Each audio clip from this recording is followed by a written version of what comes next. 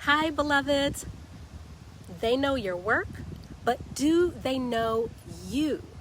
They won't promote you if they don't know, like, and trust you. The quality of your work matters, but it's not what is most important. This is why, time and time again, less qualified people who don't do as a high quality job as you do get promoted or otherwise favored at work. Build genuine relationships with the decision makers. Ask for what you want.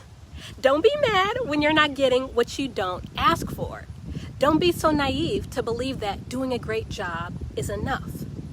If you dislike the decision makers to the point that you know you're not capable or willing to build genuine relationships with them, move to a different organization where you can build the relationships that you need.